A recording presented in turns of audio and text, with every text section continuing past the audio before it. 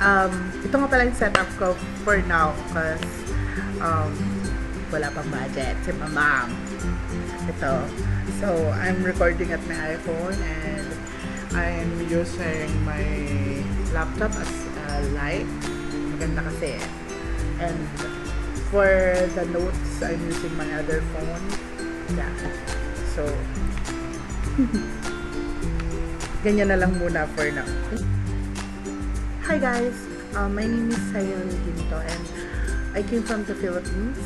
I live in Oriental Mindoro and my language is English and Tagalog, so expect I'll be speaking some couple of English and a lot of Tagalog because I'm not that really good in speaking the word, the language of English. So pardon for my wrong grammar or for my now you know. um, yeah, my hobbies are I love to sing. I do sports. Right now not because I'm still doing school and it's very hectic. Yeah. um, expect some school vlogs because I'm doing I'm always at school because we have caterers and doing food vlogs. Yeah, I'm going to have food vlogs because I'm an HRM student. I studied here also in Oriental Mindoro and what I love to eat and yeah, I love songs, I love hanging out with my friends, and I'm a very funny person when you get to know me. So please support me. Reason for doing vlogging because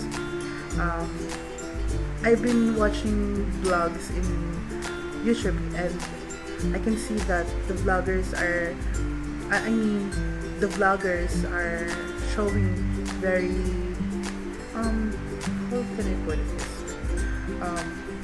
Vloggers are almost the viewers of the vloggers have been very part of their lives and like me, I'm a fan of this vlogger and I always wanted to see them vlog because I think if I can't see them do vlogs every day, something is wrong. Yeah, I think okay, in Tagalog. Kasi yung mga vloggers is, yung mga viewers nila is naging part na rin ng family nila. Madami na silang viewers and parang lahat na nangyayari sa buhay nila is alam din po ng mga nakikinig, nanonood sa mga vlogs nila. So, gusto ko din ma-experience yon kasi I have yeah. Yun. Nag-influence sa akin to do vlogs is pag mga idol ko pagdating sa mga nag-vlog is syempre dito sa Philippines si Lloyd Cafe Cadena Vlogs, si Will Dasovich, Baninay, who else? I think that's all yung gusto ko dito sa Philippines ha. Pero kung international, ang pinaka-paborito ko talaga is Alex Wasabi, Brennan Taylor, Lord DIY, Wasabi Productions. Oh yeah, Wasabi Productions and Alex Wasabi is only one vlogger but he has two vlogging channel.